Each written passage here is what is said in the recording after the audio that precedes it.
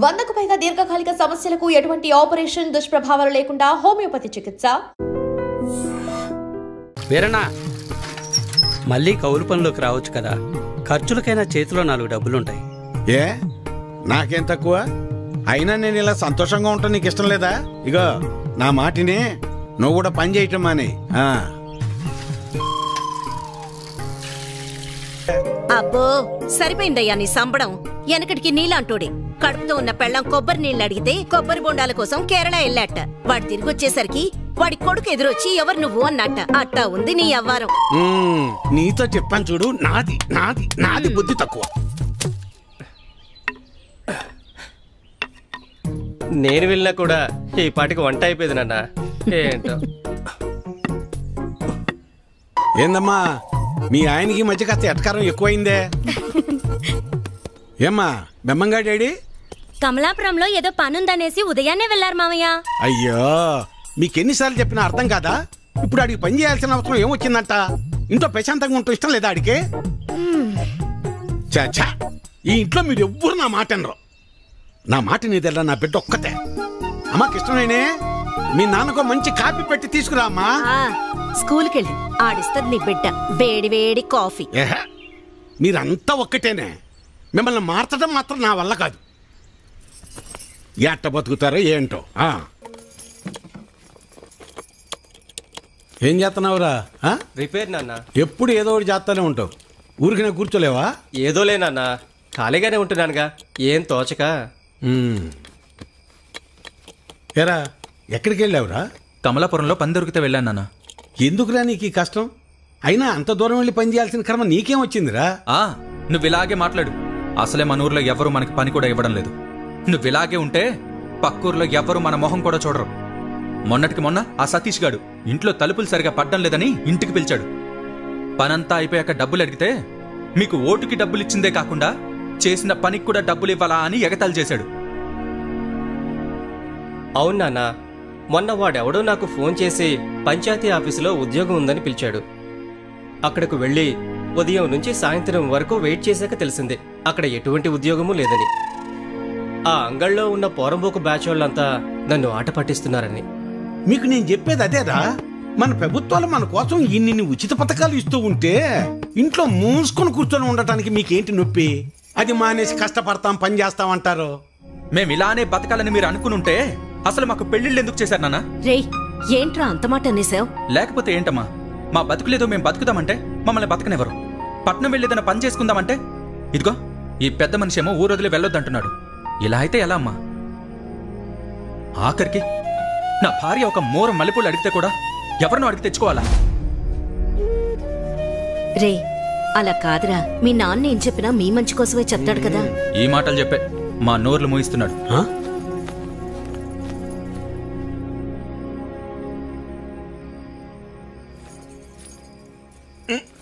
ఉండు, ఇక్కడ కదే అక్కడ పెట్టు. నువ్వుట్రా ఇక్కడ కూర్చో. ఏంటి లక్ష్మి ఇది? 2 కోడళ్ళు ఉన్నారు, అన్ని పనులు వాళ్ళు చూసుకుంటున్నారు. నువ్వు కాస్త విశ్రాంతి తీసుకోవచ్చుగా. నువ్వు ఇంకా చిన్నపిల్లలు అనుకుంటున్నావా? ముసల్దాని అయిపోతున్నావు. చాలే సరసం. సరసం కాదే, నిజం. అది కాదయ్యా, మనం మన పిల్లల్ని చాలా బాధ పెడుతున్నావేమో అనిపిస్తోందయ్యా. వాళ్ళంటే చిన్నపిల్లలు, లోకం తెలీదు. పెద్దదానివి నువ్వు కూడా అలా మాట్లాడతావు? నేను ఏం చేసినా వాళ్ళ మంచి కోసమేగా. కష్టపడి ఏదో సాధిద్దాం అనుకుని కష్టాలు పాలవడమే మళ్ళాంటి వాళ్ళకు ఉండే తలరాత. ఆ రాతన పిల్లలకి రాకూడదని నా తాపన. అదేళ్ళు అర్థం చేసుకోవటం లేదు. మెల్లమెల్లగా అర్థం చేసుకుంటారులే. అది కాదయ్యా. నీ చెప్పేదినవే, నా కొడుకుల గురించి నాకు ఎలాంటి గుబురు లేదే. నా ఆలోచన అంతా నా బిడ్డ గురించే. తల తాకట్టు పెట్టింది సరే, మహారాజు లాంటి అడిగిచ్చి పెళ్లి చేస్తా.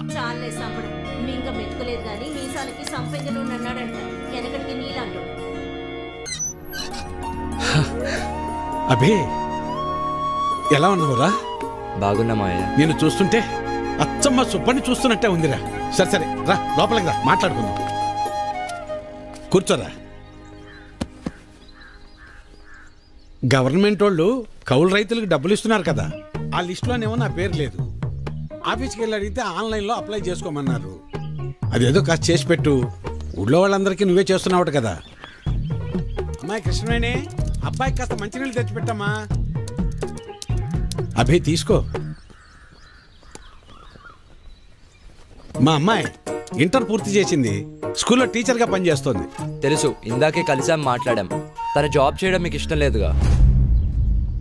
దీన్ని పెళ్లి చేసేస్తే నా బరువు తీరిపోద్ది, అదే పని మీద ఉన్నాను.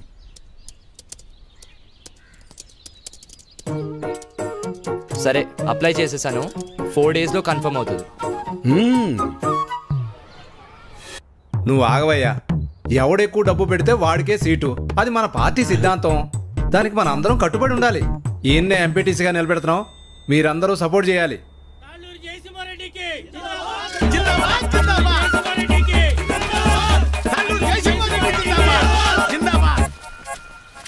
ఏంటి వీరన్నా, మళ్ళీ ఎక్కడికి వెళ్తున్నావు? ఈ పార్టీ వాళ్ళు తాళ్ళూరు జయసింహారెడ్డికి టికెట్ ఇచ్చారు. ఆడు 30 లక్షలు ఖర్చు పెడతాడంట. అవతల పార్టీ వాళ్ళు ఎవరికి సీట్ ఎత్తున్నారో తెలుసుకోవాలయ్యా. కర్మభూమిలో కర్మ కట్టుబడి ఉండాలి కదా, మన కట్టుబడి ఇదే కదా. అసలు 7 ఓట్లు ఉండయ్యా. అసెంబ్లీలో సీట్స్ కి లిమిట్ ఉంటుంది, తిరుపతిలో దర్శనానికి లిమిట్ ఉంటుంది. ఏ లిమిట్ లేకుండా డబ్బులు ఖర్చు పెట్టేవాడికే ఎలక్షన్లో సీట్ ఉంటుంది. అది వీటన్నిటికంటే ముఖ్యమైనది నా దగ్గర ఉందన్నా. 40 లక్షల డబ్బు ఉందన్నా. ఓటుకి నోటే కదన్నా బలం. నీకే సీట్ ఇస్తున్నాం, మీరందరూ సపోర్ట్ చేయాలి. జిందాబాద్ రవీంద్ర నాయుడు, జిందాబాద్ జిందాబాద్ రవీంద్ర నాయుడు, జిందాబాద్ జిందాబాద్ జిందాబాద్. అబ్బబ్బబ్బబ్బబ్బా, ఏం భాగ్యం పెద్ద ఆయన, ఏం భాగ్యం. 2 పార్టీల వాళ్ళు డబ్బులు బాగా ఖర్చు పెట్టే వాళ్ళకే సీట్లు ఇచ్చారు. చిట్టి దగ్గర అప్పడగడానికి వెళ్తానా. 4 రోజుల్లో ఎలాగో వీళ్ళు ఇచ్చే డబ్బులు వచ్చేస్తాయి కదా, ఆనందంగా అప్పు చేయొచ్చు. 7 ఓట్లు, పాత 6, కొత్తది 1. నా మీద పోలీస్ రిపోర్ట్ ఎందుకు ఇచ్చావు? ఓటు అమ్ముకుంటున్నావు, అది తప్పు కదా, అందుకే కంప్లైంట్ ఇచ్చాను. నా పొలం నేను అమ్ముకుంటున్నట్టు నా ఓటు నేను అమ్ముకున్నాను, అది తప్పెలా అవుతుంది? అయినా అది అడగటానికి నువ్వెవడవి? చూడు, ఈ పట్టీలో ఇటుకలు ఎన్ని ఉన్నాయో అన్ని పార్టీలు రావాలని కోరుకుంటున్నాను నేను. నీ ఆశ చూస్తుంటే నాకు నవ్వొస్తుంది. అయినా ఓటు అమ్ముకునే బదులు ఏదైనా పని చేయొచ్చు కదా. అసలు నీకు ఓటే లేకపోతే ఏం చేసేవాడు? ఏయ్, నన్నేమైనా అను, నా ఓటును మాత్రం అనొద్దు. నా ఆత్మ ఓటు, నా ఊపిరి ఓటు. ఇంకా చెప్పాలంటే నా ఇల్లు ఒళ్ళు కూడా ఓటు ఓటు అని ఓంకారనాదంలాగా ప్రతిధ్వనిస్తూనే ఉంటుంది. వెళ్ళు, ఎళ్ళు ఉద్యోగం చేసుకోపో. వెళ్తా, కానీ నిన్ను, నీ ఆలోచనని మార్చాకే వెళ్తా. నన్ను నువ్వేంటయా మార్చేది? ఓటుకు డబ్బులు తీసుకోవడం మాకేదో మొదటి నుంచి అలవాటు ఉన్నట్టు మాట్లాడుతున్నావు. 54 సంవత్సరాలు వచ్చేదాకా నీకన్నా బాగానే బతికాను. అలాంటి నేను ఇలా ఎందుకు మారానో తెలుసా? అసలు మా జీవితాలు ఎలా ఉండేవో తెలుసా? కనీసం మీ నాన్న ఎందుకు చనిపోయాడో నీకు తెలుసా? మనం వ్యవసాయం ప్రారంభించాక ఏ సంవత్సరం పంట బాగా పండిందే, ఖర్చులు కూడా వచ్చేది కాదు. ఎంత దేవుళ్ళు ఆడుకునేవాళ్ళం. అవును వీరన్న, మొత్తానికి పంట బాగా పండింది. ఈ ఏడు దిగుబడి కూడా బానే వస్తుంది. నిజం సుబ్బయ్య, నాకు చాలా సంతోషంగా ఉంది. హలో. నాన్న, 4th సెమిస్టర్ రిజల్ట్స్ ఇప్పుడే వచ్చినాయి. ఫస్ట్ వచ్చాను. ఇంకో 2 ఏళ్లలో నా కోర్స్ కూడా కంప్లీట్ అయిపోతుంది. చాలా సంతోషం రా నాన్న. జాబ్ వచ్చాక మీ ఇద్దరిని కూడా నాతో తీసుకొస్తాను నాన్న. నేను ఈ ఊరు వదిలి ఎక్కడికి రాలేనురా. నన్ను ఈ నేలతల్లి బాగానే చూసుకుంటుందిరా. నువ్వు కూడా మన ఊరిని, ఈ నేలతల్లిని నమ్ముకున్న జనాల్ని ఎప్పుడు మర్చిపోకూడదురా. అదే నా కోరిక. కానీ నా బాధల్లో ఒకటి, నీకేమీ లేకుండా చేసి అప్పులు మాత్రమే ఉంచానురా నాన్న. నాన్న, అలా ఏం కాదు నాన్న. ఇప్పటికే మీరు నా కోసం ఎంతో చేశారు. ఇప్పుడు నేను మీకు తిరిగి ఇవ్వాల్సిన టైం కోసం ఎదురు చూస్తున్నాను. సరే సరే సరే నాన్న, మళ్ళీ కాల్ చేస్తాను. ఉంటానన్నా. అదేంటండి, ఫోన్ నాకు ఇవ్వకుండానే పెట్టేశారు? నువ్వు మొదలు పెడితే వదిలిపెడతావా? వాడు చదువు పాడైపోద్ది, అందుకే పెట్టేశా. అవును, మా నోడు ఆడు చదివింది చాలా పెద్ద చదువు అంటగా. అవును, IIT అని ముంబైలో. అదృష్టవంతుడు లే సుబ్బయ్య, ఇంక నీకు బాధలు ఉండవు. అవును, మర్చిపోయా వీరన్న, మొన్న శంకర్ కమలాపురం నుంచి ఫోన్ చేశాడు. ఏమని? వాళ్ళ అమ్మాయిని మీ చిన్న కొడుకు ఇవ్వడం వాళ్ళకి ఇష్టమేనట. చెప్పమే, పిల్లలు చెప్పొద్దు ఈ సంగతే. వెళ్తాం, చెప్పండి. వస్తాను సులోచన. అదృష్టం. నాన్న, నేను ఇంటర్లో జిల్లా ఫస్ట్ వచ్చాను. అలాగా, మా తల్లి బంగారు తల్లి. అన్నయ్యకి మంచి సంబంధం కుదిరింది. అదిగో చూడమ్మా, పెళ్ళనంగానే అన్నయ్య ముఖం ఎలా వెలిగిపోతుందో. ఎన్నో సంబంధాలు చూశాక చివరికి 20 కిలోమీటర్ల దూరంలో ఉన్న కొలకలూరు పిల్ల దొరికింది. నాన్న పంట డబ్బులు రాగానే బ్యాంకులో వేస్తే చెల్లెలు పై చదువులకు ఉపయోగపడతాయి. అలాగేరా, దాన్నైనా బాగా చదివించుకోవచ్చు. అమ్మా ఆకలి వేస్తుంది, అన్నం పెట్టమ్మా, అందరం కలిసి ఫోన్ చేద్దాం. పదండి పదమ్మా.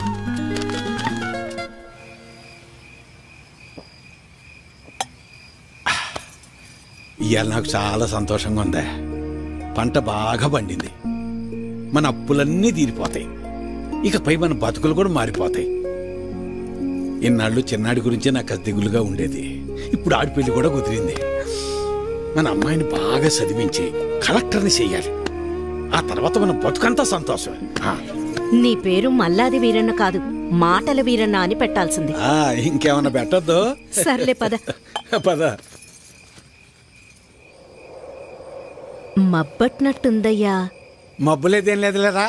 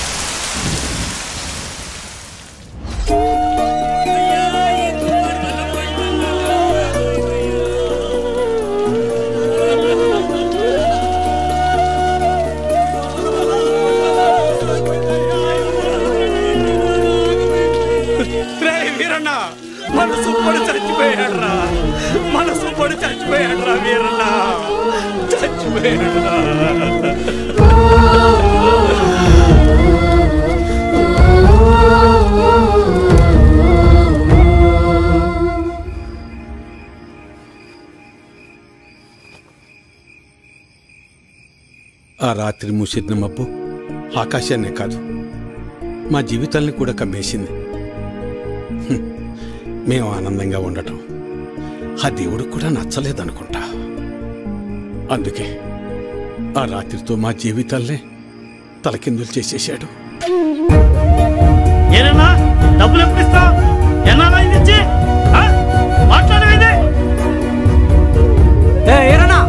డబ్బులు ఎప్పుడు ఇస్తావు? నువ్వు ఇల్లు అమ్ముతావో ఏం అమ్ముకుంటావు నాకు అనవసరం, డబ్బులు ఏర్పాటు చేసి ఉంచు. ఏ వీరన్నా, డబ్బులు ఎప్పుడు ఇస్తావు? ఎన్నాళ్ళాగాలి? మా నాన్న ఇంటికాడ చంపేస్తున్నాడు, ఎలా అయినా డబ్బులు తీసుకురమ్మన్నాడు. సాయంత్రం వస్తాను, డబ్బులు సరిపెట్టు. ఏ వీరన్నా, ఎంతకాలం మీద డబ్బులు తీసుకొని? నీకు ఇది పద్ధతేనా? రోజు నీ ఇంటి చుట్టూ తిరుగుతూనే ఉండాలా? ఇదేనా మర్యాద? నువ్వేం చేస్తావో నాకు తెలియదు, ఏదో విధంగా డబ్బులు సర్దు.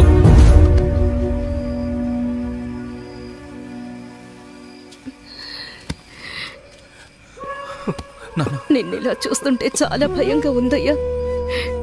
నేను సులోచనంత ధైర్యవంతురాల్ని కాదయ్యా. నీకేమన్నా అయితే మేమంతా ఏమైపోతావయ్యా? ఒక్కసారి ఆలోచించయ్యా, ఒక్కసారి. నువ్వేం బాధపడకు నాన్న, నీకు నేనున్నానుగా. ఒక తండ్రిగా మమ్మల్ని పెంచడానికి నువ్వెంత కష్టపడుతున్నావు, ఒక రైతుగా నీ పంట పొలాల్ని పండించడానికి కూడా ప్రతిసారి నువ్వు అంతకంటే ఎక్కువ కష్టపడుతున్నావు నాకు తెలుసు.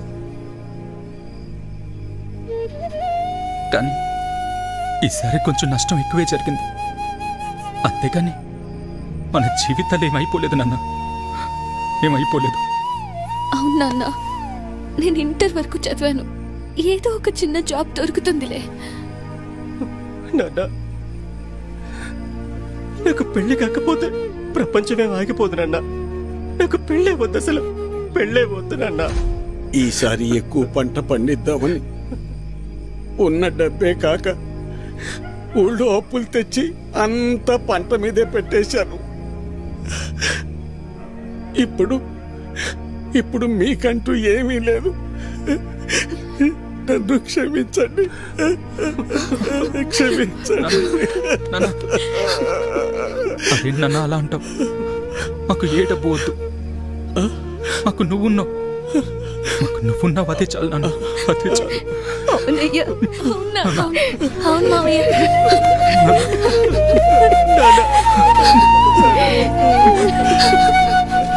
నమస్తే వీరన్న. చాలా అన్యాయం జరిగింది వీరన్న. అకాల వర్షాలకి పంట పాడైపోయింది. ఇదిగో ఈ డబ్బులుంచు. అయ్యా, మీరు ఈ డబ్బు ఎందుకు ఇస్తున్నారో నాకు తెలియదు, కానీ మీకు తిరిగిచ్చే ఓపిక నా దగ్గర లేదయ్యా. తిరిగిచ్చే పనేం లేదు వీరన్న. మీ ఇంట్లో 6 ఓట్లు ఉన్నాయి కదా, వచ్చే ఎలక్షన్లో 6 ఓట్లు మాకే వేయండి. రే ఇవ్వరా, ఇవ్వు. తీసుకో వీరన్న.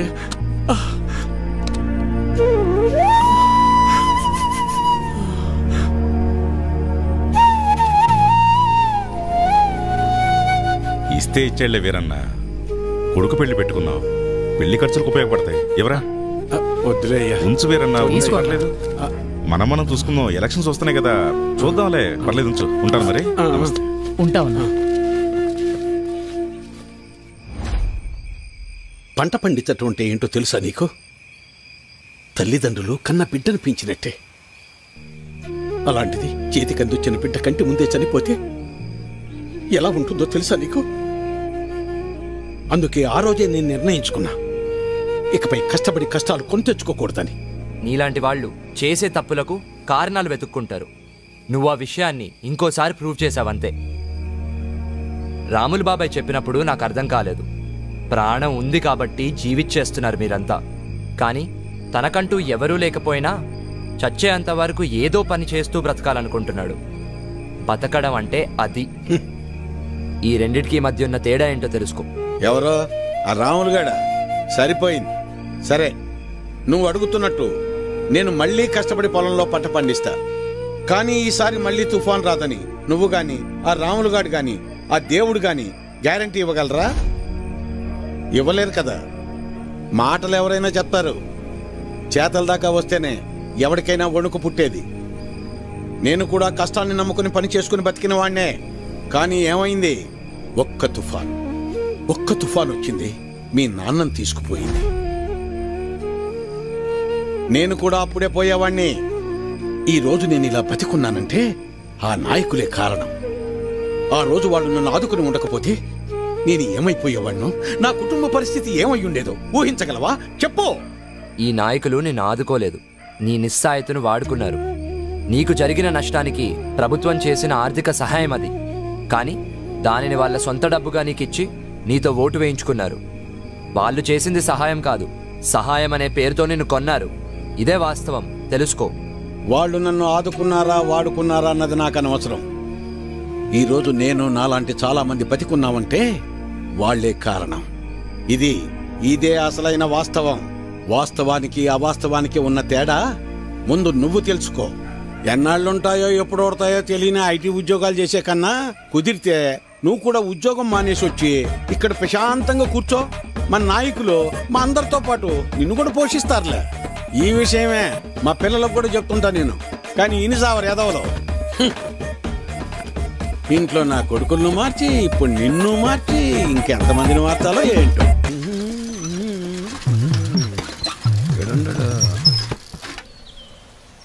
అభినవ్, నువ్వు ఎలాగో నుంచి వెళ్ళవుగానే నీ జెండా కూడా నాకు ఇవ్వు, నా భుజం మీద వేసుకుంటాను. మేత మోపులంటే మోయటం కష్టంగానే జెండాలకే ఎన్నైనా మోస్తాం, ఎన్ని డబ్బులైనా తీసుకుంటాం. నువ్వెంత ప్రయత్నించినా నీకు ఒక్కోటి కూడా పడదన్నది ఎంత నిజమో, నా జీవితంలో నేను మళ్ళీ వ్యవసాయం చేయనన్నది కూడా అంతే నిజం. తెలివైనడువే, తిక్క పనులు చేయమాక. పో పట్నం పో. వాడు ముందే సిటీలో బాగా సంపాదిస్తున్నాడు. ఆ లక్షలు డిమాండ్ చేస్తున్నావా? అవునయ్యా, ఎందుకంటే ఈ ఇంట్లో ఉన్న నోట్లో ఈ ఊళ్ళో ఏ ఇంట్లోనూ లేవయ్యా. అందుకే ఊళ్ళో అందరికి ఇచ్చినట్టు ఓటుకు 2000 కాకుండా నాకు మాత్రం ఓటుకు 3000 కావాల్సిందేనయ్యా. సర్లే, నీ టైం నడుస్తుంది. సరే కాని ఇచ్చేండ్రా. ఈ చీర చూడండి, ఇది బాగుంటుంది. ఏంటి అత్తమ్మలు, ఓట్ల డబ్బులతో చీరలు కొంటున్నారా? పోరాలుడు, ఈసారి ఓట్లు నీకే వేస్తా వెళ్ళరా. మన గురించి తెలిసే చీరలు అమ్ముకునే వాళ్ళు కరెక్ట్ టైంకి భలే వచ్చారు. రావే వస్తున్నానయ్యా. తొందరగా రావాలి. అబ్బబ్బబ్బబ్బా, నువ్వు నీ హడావిడి. ఈ రోజు ఎలక్షన్ పండుగ, ఈ రోజే మనందరికి సంక్రాంతి. అమ్మాయి కమలమ్మ, రమమ్మ, రండి అమ్మా. పెద్దోడా రెడీయేనా? అయ్యో ఇదేందిరా ఈ బట్టలు వేసుకున్నావు? బయటకు వచ్చేటప్పుడు కాస్త మంచి బట్టలు వేసుకోవచ్చుగా. పర్లేదులే నాన్న. సరే సరే. చిన్నోడు ఏడమ్మాయి? ఎవరో ఫ్రెండ్ వచ్చారని పక్కూరికి వెళ్ళారు మావయ్య. అయ్యో వాడికి ఎప్పుడు ఏ పని చేయాలో తెలియదు. ఈ రోజు స్నేహితుడు ఏంటమ్మాయి? అసలే 2 పార్టీల దగ్గర గొడవ పడి ఊళ్ళో వాళ్ళందరికీ ఇచ్చేదానికన్నా డిమాండ్ చేసి మరీ ఎక్కువ తీసుకున్నాం. ఓటింగ్ దగ్గర వాడు కనపడకపోతే గొడవలు అయిపోతాయి. ఓటింగ్ టైంకి వచ్చేస్తానన్నారు మావయ్య. ఏమొస్తాడో ఏమో. ఇంతకీ అమ్మాయి ఏదే? లోపల తయారవుతుంది. అమ్మ కృష్ణవేణే, మీరెళ్ళండి నాన్న, నేను వచ్చేస్తాను. సరేలే నింపాదిగరా. నువ్వు ఎప్పుడొచ్చినా ఓటేసేది నోటాకేగా. సరే సరే, ఇదిగో చెప్పడం మర్చాను. మీ ఆడోళ్ళు ముగ్గురు జయసింహారెడ్డి కోటేయండి. మేము మగోళ్ళ ముగ్గురం రవీంద్ర నాయుడు కోటేస్తాం. తేడా రాకూడదు. పదండి, అందరం కలిసి వెళ్తేనే అలాగ లెక్క తేలేది. అమ్మాయి ఓటే ఏదో రకంగా చెప్పి నోటాకేయకుండా చేయాలి.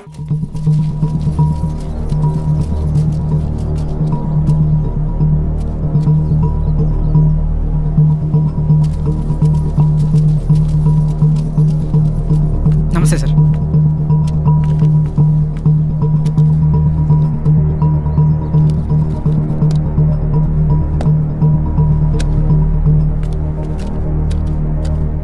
డేయ్ ఇటు చూడు, ఒక్కడికే 2 ఓటర్ ఐడీలు ఉన్నాయరా. వాడు ఓటేస్తే నువ్వు CM అవుతావరా? Ray ray ray please రా, ఆగ్రా, కూర్చోరా. కానీ అదేంటి ఒక్కడికి 2 ఐడీలు ఎందుకున్నాయంటావు?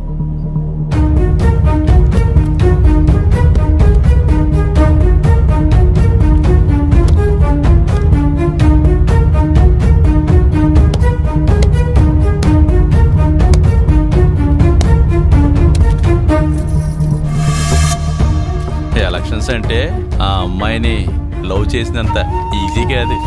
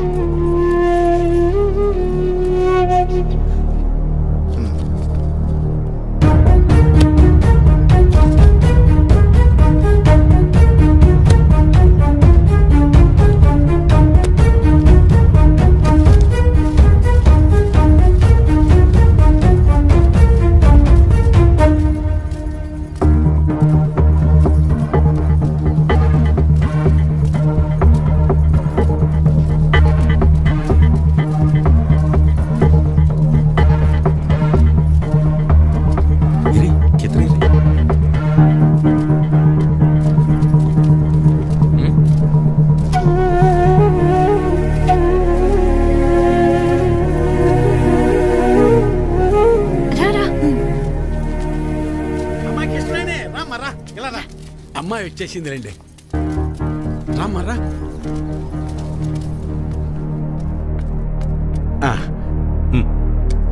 మల్లాది వీరన్న సార్. మల్లాది వీరన్న, ఓకే. ఇలా మడత పెట్టి అందులో వేయండి.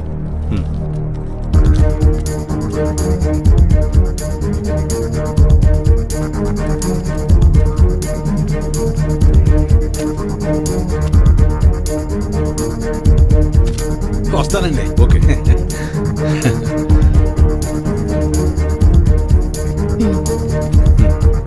ఓకే, ఇలా మడత పెట్టి అందులో వేయండి. వెళ్ళండి.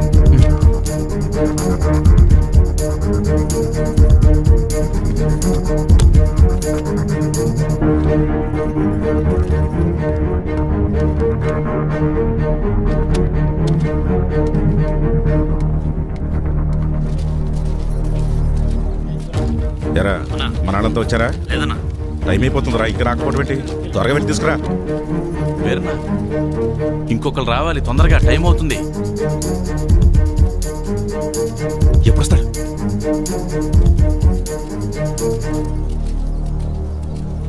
ఏడ్రా ఈడు? ఎక్కడికి వెళ్ళాడంటో. ఏమైంది?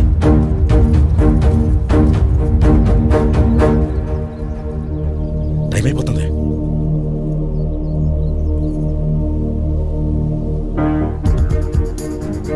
ఏడమ్మా చిన్నోడు ఇంకెప్పుడు వస్తాడు? వస్తున్నానన్నారు మావయ్య. చచ్చా పెద్దోడా వాడికి ఒకసారి ఫోన్ చేయి.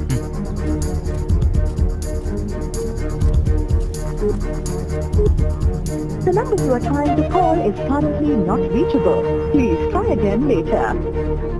ఫోన్ కలవట్లేదు నాన్న. సరే ఇప్పుడు ఏం చేద్దాం అమ్మాయి, మీరు ఏదే ఉండండి, నేను వెళ్ళేసి వస్తాను. నేను తీసుకొస్తాను రా పెద్దోడా.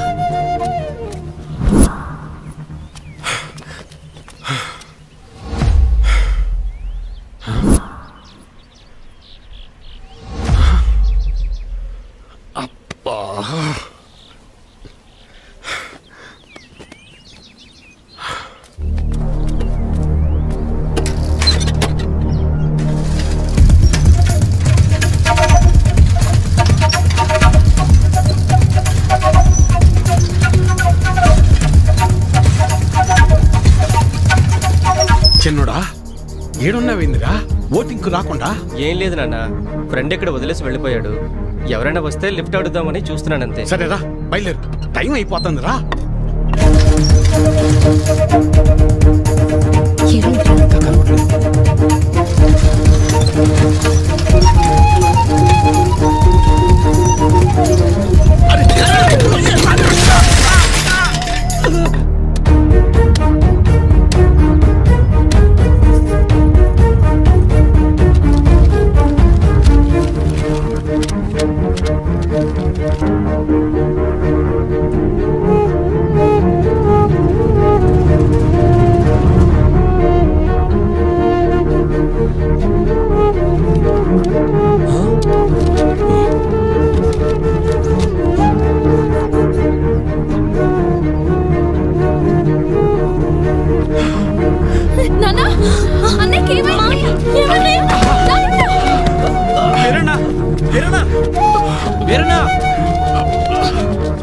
వెళ్ళు, 2 నిమిషాల టైం ఉంది. తొందరగా వెళ్ళు. వెళ్ళరా చిన్నడా, ఓటే ఐడి కార్డ్. ఓకే, తీసుకెళ్ళి ఓటేయించండి. మెల్లగా తీసుకెళ్ళండి,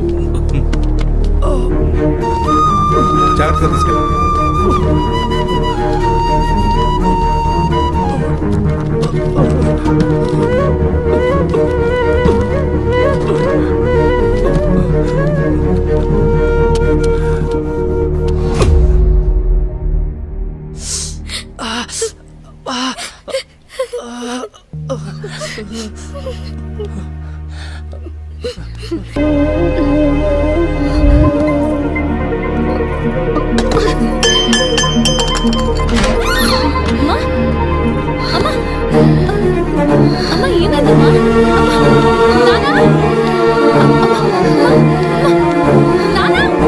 తనకు గుండె జబ్బు ఉందన్న విషయం మీకు తెలీదా? తెలీదయ్యా. అది ఇప్పుడొచ్చిన వ్యాధి కాదు, ఎప్పటినుంచో ఈ సమస్య ఉంది. ఆ విషయం మీరు గమనించలేదంతే. మరి ఇప్పుడు ఎలాగయ్యా? ఆపరేషన్ చేయాల్సి వస్తుంది. చెయ్యండి అయ్యా. సరే అయితే కొన్ని టెస్టులు స్కానింగ్లు చేయించాల్సి ఉంటుంది. చెయ్యండి బాబు. మన హాస్పిటల్లో కాదు, ఇవి బయట చేయించాల్సిన టెస్టులు. అదేంటయ్యా? ప్రభుత్వ ఆసుపత్రిలో ట్రీట్మెంట్ వరకు చేయగలం కానీ మెడిసిన్స్ అలాగే టెస్టులు బయటే చేయించుకోవాలి. వీటికి ఖర్చు ఎంత అవుతుంది సార్? సుమారు 50-60 వేలు అవ్వచ్చు. మిగతా లెక్కలు తర్వాత చూసుకుందాం.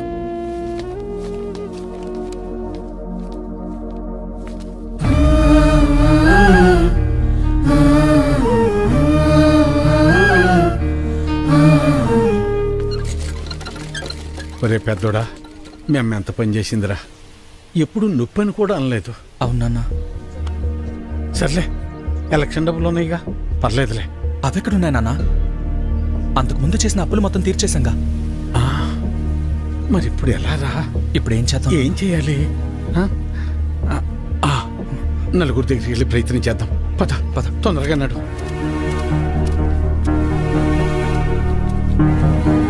అయ్యా సుబ్బయ్య గారు,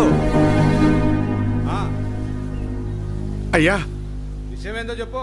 నా భార్యకి బాలేదు, కొంచెం డబ్బు సాయం చేయండి అయ్యా. ఎట్టా రామయ్య గారి ఇంటికి వెళ్దాం. అన్నా ఆగనన్నా, అమ్మకి ఆరోగ్యం బాగాలేదు, అర్జెంటుగా డబ్బు కావాలన్నా. అయ్యో నిన్ననే పాప స్కూల్ ఫీజు కట్టాను రా. లేవు, ఉంటే ఇచ్చేవాడిని. అయ్యా, మా ఆవిడకి ఒంట్లో బాగాలేదు, ఆసుపత్రిలో చేర్చాం, కాస్త డబ్బులు సాయం చేయండి అయ్యా. లేడు, ఊరెళ్ళాడు. వెళ్ళాడా?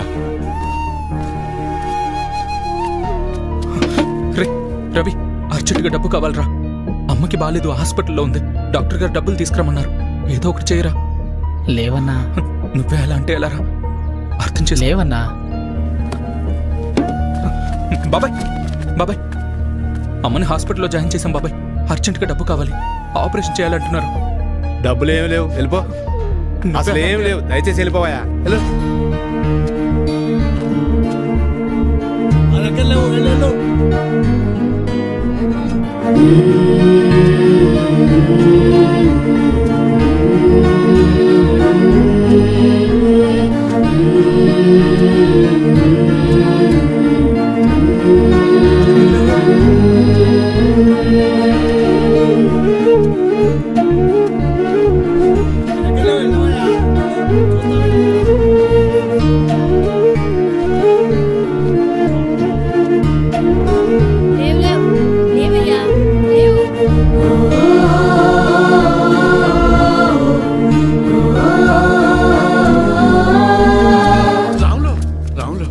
ఏంటి వీరన్నా? రే, ఏమైనా కసిన డబ్బులుంటే సర్దరా, నా తల తాకట్టు పెట్టైనా నీ బాకీ తీరుస్తాను.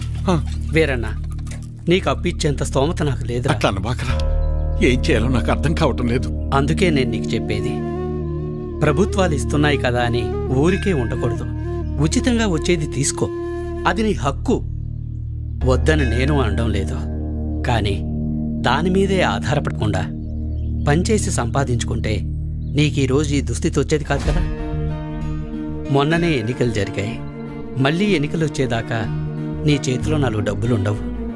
అలాంటిది నిన్ను నమ్మి ఈ ఊళ్ళో ఎవరు డబ్బులు ఇస్తారు చెప్పు?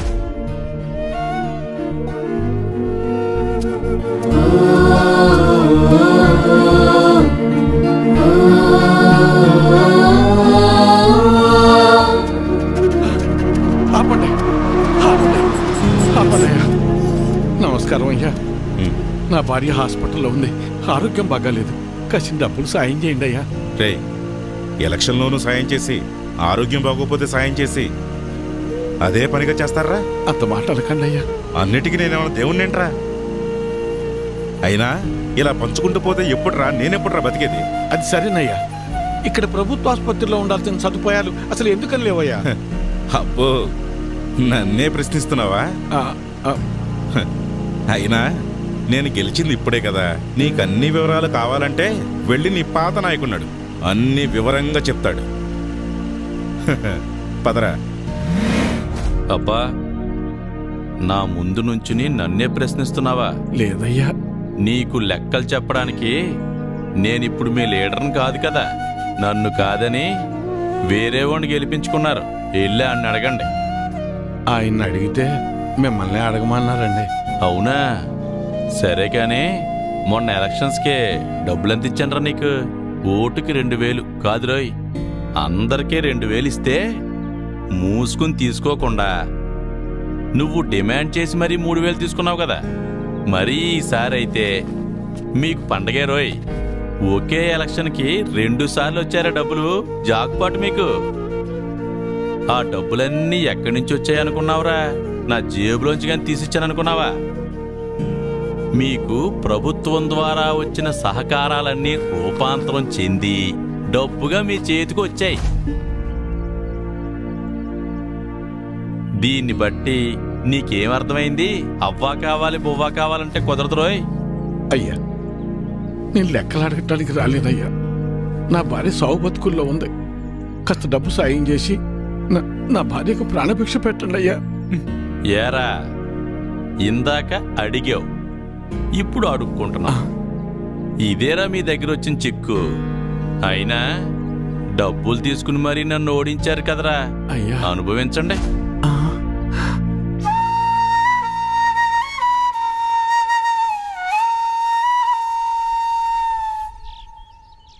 ఇప్పుడు ఎలా నాన్న? కాసిన మంచినీళ్ళు ఎవరా?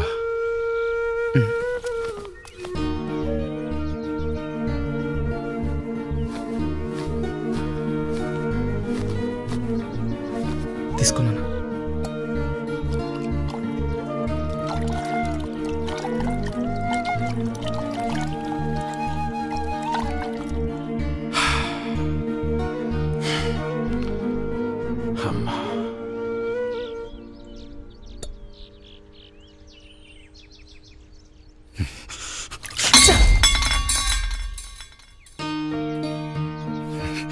కన్న తల్లిని కాపాడుకోలేని బతుకు కూడా ఓ బతికేనా?